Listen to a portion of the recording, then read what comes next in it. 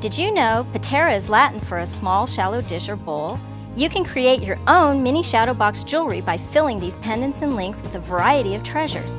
I'll show you a few of my favorite techniques and you'll see just how easy this is.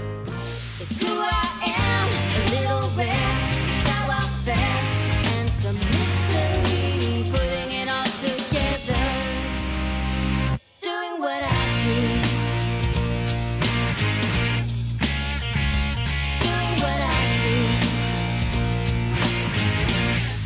Hi, I'm Judi from JudiKins.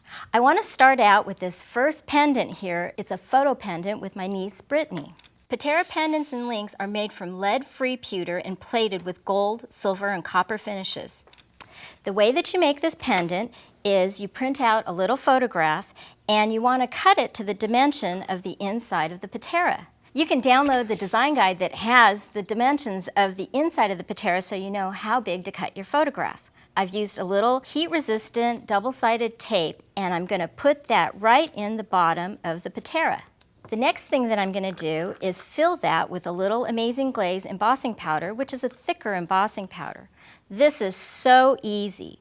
You just scoop up a little of the powder and just make sure you level that off. The next thing that you want to do is if you want to add a little charm, you can pop the charm in here like so, and then just cover up a little bit extra Amazing Glaze just to fill in that hole.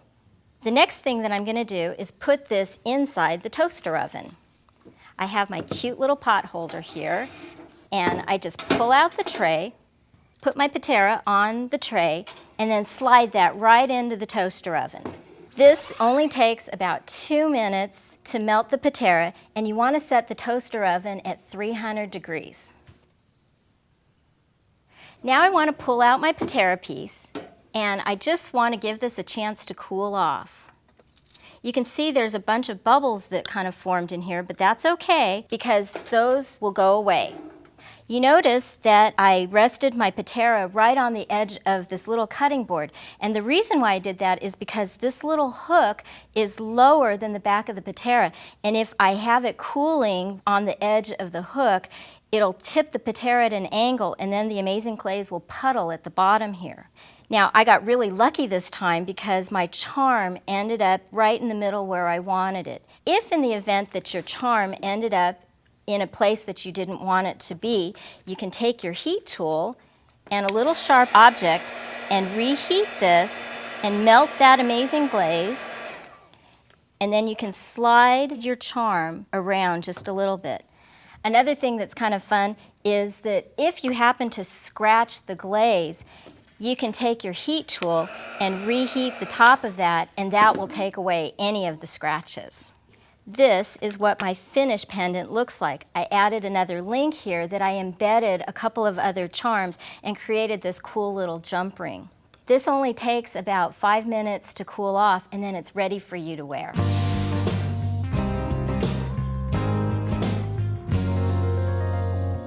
Sometimes I don't want to fire up my toaster oven. So this time I'm going to use a little diamond glaze, which is a clear dimensional adhesive, and it will protect your pieces just like the Amazing Glaze. I have this wonderful little pendant that has a mosaic in the background with a little charm, and the diamond glaze is sealing everything in the patera.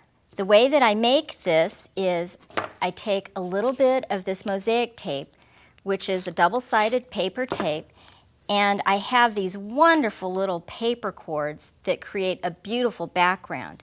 You just take your cords and get them all lined up on one edge and just lay that down right on the sticky side of the tape. And then you want to cut it and turn this around and lay another layer of the paper cords along the tape here.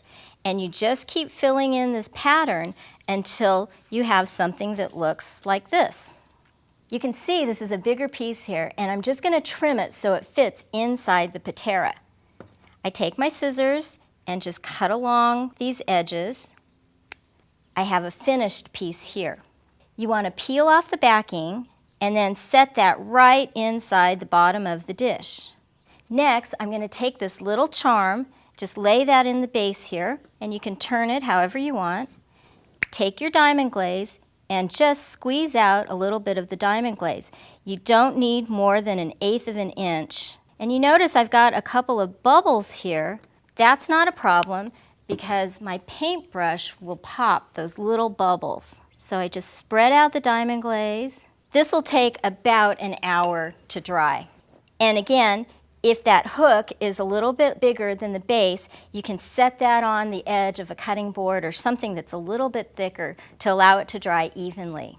And now here's my finished piece. You can see how beautiful it shines, and that little charm is set right in place. Watch it fall around me and shades plum and verdigris.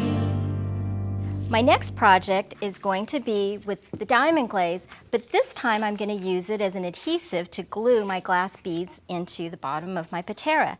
The way that I made this piece is I took some black cardstock and I embossed this beautiful calligraphic swirl with white embossing powder. If you'd like to see more details on embossing, you can see my other webisode called Elegant Embossing. I took my Patera and I laid it over the top, and then I traced around it to cut out these little circles. Take your diamond glaze and you want to squeeze out about 1/4 inch diameter of the diamond glaze, and you want to paint it around the edges to make sure you have enough diamond glaze at the bottom to hold your artwork. Just press it down lightly and squeeze out another 1/4 inch of diamond glaze, and again spread that out with your paintbrush. Next, I'm going to add some glass beads. Oh, and you always want to make sure that you put your paintbrush in a little cup of water, because if the diamond glaze dries on your paintbrush, it's kind of glued it all together. The way that I add my glass beads into my Patera is super easy. You just dunk your little Patera into your jar of glass beads, and then you just shake out the excess. Just set that aside to dry, and away you go. Sometimes you don't get enough glue in there, or your glass beads don't stick to the diamond glaze. And if that's the case, you can just take a little spoon and just lightly shake a couple more beads into your Patera just to make sure that you've got a nice coverage. Once you're finished with this, and these are all dry, these really dry quickly because the diamond glaze is so thin in there. Then you can assemble your bracelet in just a few minutes. What I love about this is look at how beautiful my artwork sparkles with the diamond glaze and the beads. If there's ever a time where you want your photograph to have just a little bit more protection, you're going to want to use a piece of glass to protect your artwork. In this Patera, you can see I've got my flower here, and I actually have a piece of glass in here. When you're cutting glass, your table needs to be at hip height. So I'm just going to stand on a little step stool here so I'm at the right height. Now remember, when you're cutting glass, you need to have your safety equipment because safety comes first. So I have my little safety glasses, and I'm also going to use some work gloves here. I need kerosene on this little wheel here at the end of my glass cutter. So I just dip in the kerosene and just kind of rub along here just to make sure I have that lubricated. I have a little steel-edged ruler that I've applied a little bit of double-sided tape so I could place that on my glass and it doesn't slip. Now, I lined up my steel-edged ruler along the line, but you notice I moved it just a little bit in. And the reason why I did that is so the wheel from the glass cutter rolls along my template line.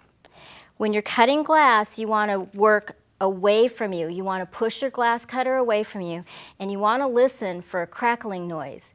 The glass cutters call this singing. If you do this, then you know you've got a great cut. So I push along. Did you hear that singing?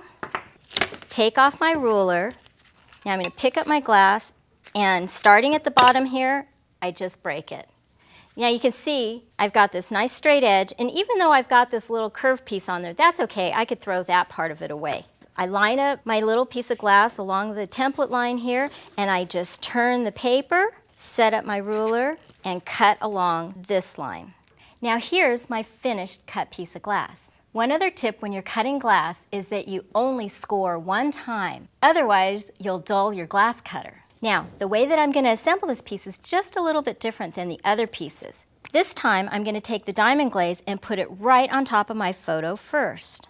just a little bit of diamond glaze and take my glass and then press that down right on top of my photo. And you can see that the diamond glaze spreads out underneath that, and if you want, you can give it just a little bit of pressure. Next, let's take the diamond glaze and put it in the base of our Patera. And again, with our paintbrush, we're just going to spread that out, making sure that I have diamond glaze in all of the corners of the bottom of my Patera. And remember, we're going to put our paintbrush in a little water so that the diamond glaze doesn't dry on the paintbrush. And finally, I take the glass that's been attached to my photo and just slide that right into the Patera. Now I noticed that a little bit of the diamond glaze oozed up along the top here. If I take my spritzer bottle with just a little bit of water so that I've dampened my paper towel here, I could wipe off any excess diamond glaze while it's still wet. Once it's dry, it'll leave a little bump on there, so this is a good time to clean it off. Once I started filling all of these Pateras with all these wonderful things, I had a hard time stopping. So let me show you some of the other creations I've made.